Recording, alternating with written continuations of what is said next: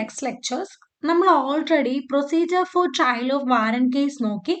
Warrant case ആ videos കണ്ട് പഠിച്ച കുട്ടികൾക്ക് ഈ ഒരു ടോപ്പിക്ക് വളരെ സിമ്പിൾ ആയിട്ട് മനസ്സിലാകും. ജസ്റ്റ് ഒന്ന് കേട്ടിരുന്നാൽ മാത്രം മതി. അപ്പോൾ ആ videos, previous videos related to trial of warrant case കണ്ടതിന് ശേഷം മാത്രം ഈ വീഡിയോ കാണുക. ഞാൻ മുകളിൽ ലിങ്ക് കൊടുക്കാം. സെക്ഷൻ 274 to 282 ഓഫ് ദ സംഹിതയാണ് procedure for trial of summons case deal ചെയ്യുന്നത്. സമൻസ് കേസ് എന്ന് പറഞ്ഞു കഴിഞ്ഞാൽ ലെസ് സീരിയസ് ആയിട്ടുള്ള കേസുകളാണ്. അതുകൊണ്ട് തന്നെ നമ്മുടെ വാറന്റ് കേസിന്റെ അത്രയും ഇലാബറേറ്റോ ഫോർമുല ആയിട്ടുള്ള ഒരു പ്രൊസീജിയർ നമ്മുടെ സമൻസ് കേസിന്റെ ട്രയലിൽ ഇല്ല.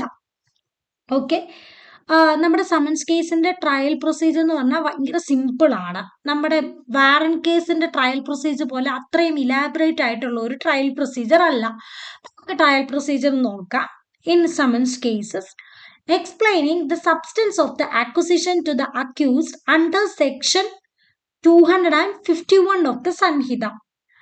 നമ്മുടെ ഒരു സമൻസ് കേസിൽ അക്യൂസ്ഡ് മജിസ്ട്രേറ്റിന്റെ മുൻപാകെ അപ്പിയർ ചെയ്യുകയോ ബ്രോട്ട് ചെയ്യുകയോ ചെയ്യുന്ന സമയത്ത് ആദ്യമേ മജിസ്ട്രേറ്റ് അക്യൂസിനെതിരെ ആയിട്ടുള്ള അക്യൂസിഷൻ, ദാറ്റ് മീൻസ് ആരോപണങ്ങൾ അക്യൂസ്ഡിനെ ഇൻഫോം ചെയ്യും. അത് കഴിഞ്ഞിട്ട് അക്യൂസിന് 2 ഓപ്ഷനാണ് ഉള്ളത്. ഒന്നെങ്കിൽ കുറ്റം സമ്മതിക്കുക, അല്ലെങ്കിൽ ഡിഫൻസ് ഉണ്ടെങ്കിൽ ഡിഫൻസ് മേക്ക് ചെയ്യാൻ വേണ്ടി സാധിക്കും.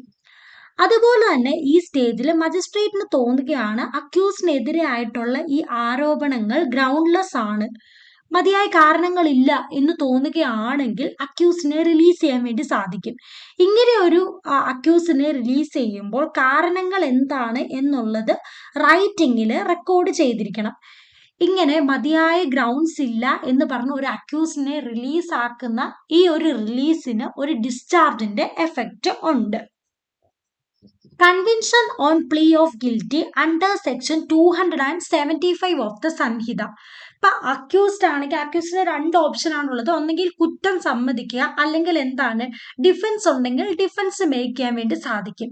ഇപ്പൊ അക്യൂസ്ഡ് ആണെങ്കിൽ അദ്ദേഹത്തിന്റെ കുറ്റം സമ്മതിച്ചു കഴിഞ്ഞാൽ അക്യൂസ്ഡിന്റെ ആ പ്ലീ അക്യൂസ്ഡ് കുറ്റം സമ്മതിച്ച അതേ വേർഡ്സിൽ നമ്മുടെ മജിസ്ട്രേറ്റ് റെക്കോർഡ് ചെയ്യും. അത് കഴിഞ്ഞിട്ട് അക്യൂസ്ഡിനെ മജിസ്ട്രേറ്റിന്റെ ഡിസ്ക്രിപ്ഷൻ ഉപയോഗിച്ച് കൺവിക്റ്റ് ചെയ്യും.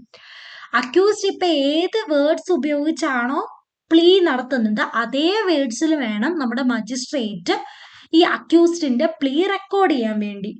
ദെൻ നെക്സ്റ്റ് സ്റ്റേജ് ആണ് hearing of the prosecution case under section 277 of the Sanhita. If the magistrate do not convict the accused on his plea of guilty, or when the accused does not plead guilty, the magistrate shall proceed to hear the prosecution. ഇപ്പൊ എന്താണ്, ഇപ്പം കുറ്റം സമ്മതിച്ചിട്ടും magistrate ആണെങ്കിൽ ഒരു അക്യൂസിനെ convict ചെയ്യുന്നില്ല, അല്ലെങ്കിൽ ഒരു വ്യക്തി കുറ്റം സമ്മതിക്കുന്നില്ല. ഈ 2 സാഹചര്യത്തിലും മജിസ്ട്രേറ്റ് എന്താണ് ഹിയറിംഗ് പ്രൊസീഡ് ചെയ്യാൻ വേണ്ടി പറയും. The magistrate may, on the application of the prosecution, issue a summons to any witness directing him to attend or produce any document or thing. ഇപ്പൊ പ്രോസിക്യൂഷന്റെ ഭാഗത്തു നിന്നുള്ള ഒരു ആപ്ലിക്കേഷന്റെ ബേസിസിൽ നമ്മുടെ മജിസ്ട്രേറ്റ് വിറ്റ്നസിന്റെ അപ്പിയറൻസ് കമ്പൽ ചെയ്യാൻ വേണ്ടി, അതുപോലെ തന്നെ ഡോക്യുമെന്റ്സോ തിങ്സോ പ്രൊഡ്യൂസ് ചെയ്യാൻ വേണ്ടി സമൻസ് ഇഷ്യൂ ചെയ്യും പ്രോസിക്യൂഷന്റെ ആപ്ലിക്കേഷന്റെ ബേസിസിൽ. The magistrate shall take all such evidence as may be produced in support of the prosecution.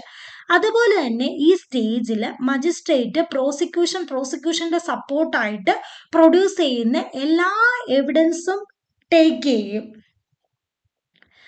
Arguments on behalf of the prosecution under section 352 of the Sanhita. Section 352 allows the prosecutor to submit his arguments after the conclusion of the prosecution evidence. ഈ നമ്മൾ തൊട്ട് മുന്നത്തെ സ്റ്റേജിൽ പറഞ്ഞു prosecution ആണെങ്കിൽ evidence submit ചെയ്യുക. ഇങ്ങനെ prosecution evidence submit ചെയ്തതിന് ശേഷം പ്രോസിക്യൂഷന് ആർഗ്യുമെന്റ്സ് സബ്മിറ്റ് ചെയ്യാൻ വേണ്ടി സാധിക്കും അണ്ടർ സെക്ഷൻ 352 ഓഫ് ദ സംഹിത പ്രകാരം. Personal examination of the accused under section 351 of the Sanhita. The court is required to conduct an examination of the accused after taking of the prosecution evidence ആണ്. അപ്പൊ നമ്മൾ ആദ്യമേ എന്താണ് prosecution evidence magistrate എടുത്തു. അത് കഴിഞ്ഞിട്ട് prosecutor ആണെങ്കിൽ അദ്ദേഹത്തിന്റെ ആർഗ്യുമെന്റ്സ് സബ്മിറ്റ് ചെയ്തു. അതുപോലെ തന്നെ നമ്മുടെ കോർട്ട് എന്താണ് സെക്ഷൻ 351 ഓഫ് ദ സംഹിത പ്രകാരം അക്യൂസ്ഡിന്റെ എക്സാമിനേഷൻ കണ്ടക്ട് ചെയ്യും ഈ പ്രോസിക്യൂഷൻ എവിഡൻസ് എല്ലാം എടുത്തതിന് ശേഷം. Hearing of the defence case under section 277 of the സംഹിത. ഈ നമ്മുടെ പ്രോസിക്യൂഷൻ ആണെങ്കിൽ പ്രോസിക്യൂട്ടർ ആണെങ്കിൽ ആർഗ്യുമെന്റ്സ് സബ്മിറ്റ് ചെയ്തു, അതുപോലെ തന്നെ പ്രോസിക്യൂഷൻ എവിഡൻസും സബ്മിറ്റ് ചെയ്തു. ഇതുപോലെ തന്നെ നമ്മുടെ ഈ സ്റ്റേജിൽ അക്യൂസ്ഡ് ആണെങ്കിൽ എവിഡൻസ് പ്രൊഡ്യൂസ് ചെയ്യും. അതുപോലെ തന്നെ എന്തുവാണ് അക്യൂസ്ഡ് തൻ്റെ ഡിഫൻസ് ആയിട്ട് പ്രൊഡ്യൂസ് ചെയ്ത എല്ലാ എവിഡൻസുകളും മജിസ്ട്രേറ്റ് എടുക്കും.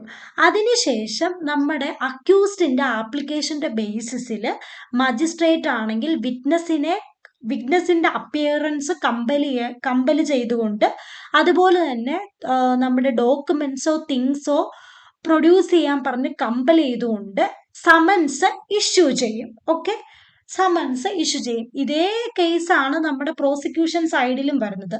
അതുപോലെ തന്നെ അക്യൂസ്ഡിന്റെ സൈഡിലും ആ പ്രൊസീജിയർ തന്നെ കടന്നു പോകുന്നു. അതിനുശേഷമാണ് arguments on behalf of accused section 352 of the Sanhita. Section 352 allows the accused to submit his arguments after the conclusion of the defense evidence.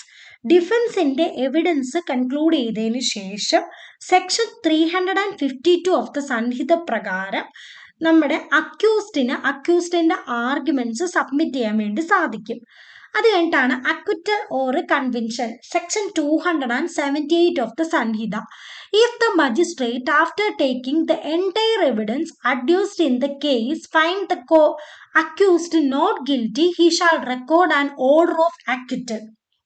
ഇപ്പം മജിസ്ട്രേറ്റ് എല്ലാ എവിഡൻസുകളും എടുത്തതിന് ശേഷവും മജിസ്ട്രേറ്റിന് തോന്നുകയാണ് നമ്മുടെ അക്യൂസ്ഡ് തെറ്റൊന്നും ചെയ്തിട്ടില്ല എന്നൊരു തീരുമാനത്തിലേക്കാണ് മജിസ്ട്രേറ്റ് വരുന്നതെങ്കിൽ മജിസ്ട്രേറ്റ് ഒരു ഓർഡർ ഓഫ് അക്വിറ്റൽ പാസ് ചെയ്യും. നമ്മുടെ മജിസ്ട്രേറ്റിന് അതുപോലെ തന്നെ ഒരു അക്യൂസ്ഡ് ഗിൽറ്റി ആണെന്ന് എവിഡൻസ് ഒക്കെ വെച്ച് കൺസിഡർ ചെയ്തിട്ട് നോക്കുമ്പോൾ അങ്ങനെ പ്രൂവ് ആവുകയാണെങ്കിൽ നമ്മുടെ മജിസ്ട്രേറ്റ് ആണെങ്കിൽ നിയമങ്ങൾ അനുസരിച്ച് ഒരു സെന്റൻസ് പാസ് ചെയ്യും. ഈ സെന്റൻസ് പാസ് ചെയ്യുന്നതിന് പകരമായിട്ട് മജിസ്ട്രേറ്റിന് ഈ നേച്ചർ ഓഫ് ദ ഒഫൻസും സർക്കംസ്റ്റൻസ് ഓഫ് ദ കേസും ഒക്കെ നോക്കിയിട്ട് ആ ഒഫൻഡറിനെ അഡ്മോണിഷന് ശേഷം റിലീസ് ചെയ്യാൻ വേണ്ടി സാധിക്കും. അഡ്മോണിഷൻ എന്ന് പറഞ്ഞു കഴിഞ്ഞാൽ ഒരു വാർണിംഗ് കൊടുത്തതിന് ശേഷം റിലീസ് ചെയ്യാൻ വേണ്ടി സാധിക്കും. അതുപോലെ തന്നെ probation of good conduct under section 401 പ്രകാരം പ്രൊബേഷനിൽ റിലീസ് ചെയ്യാൻ വേണ്ടി സാധിക്കും. പ്രൊബേഷൻ എന്ന് പറഞ്ഞാൽ എന്താണ്, സർട്ടൈൻ കണ്ടീഷൻസ് ഉണ്ടായിരിക്കും, പക്ഷെ അദ്ദേഹത്തിന് കമ്മ്യൂണിറ്റിയിൽ റിമെയിൻ ചെയ്യാം. അല്ലെങ്കിൽ എന്താണ്, under the probation of offenders act 1958 കീഴിൽ പ്രൊബേഷനിൽ വിടാം. അല്ലെങ്കിൽ അണ്ടർ സെക്ഷൻ 364 ഓഫ് ദ സംഹിത പ്രകാരം റിലീസ് ചെയ്യാം. സെന്റൻസ് തന്നെ പാസ് ചെയ്യണം എന്ന് മാൻഡേറ്ററി ഒന്നും അല്ല. നേച്ചർ ഓഫ് ദ ഒഫൻസും സർക്കംസ്റ്റൻസ് ഓഫ് ദ കേസും നോക്കി സെന്റൻസിന് പകരം ഒരു അഡ്മോണിഷന് ശേഷം റിലീസ് ചെയ്യാം, അല്ലെങ്കിൽ പ്രൊബേഷനിൽ വിടാം. Okay, that's all regarding to the trial in a summons case. മനസ്സിലായെന്ന് വിശ്വസിക്കുന്നു. ഇനി നെക്സ്റ്റ് ടോപ്പിക്ക് നമുക്ക് അടുത്ത വീഡിയോയിൽ കാണാം.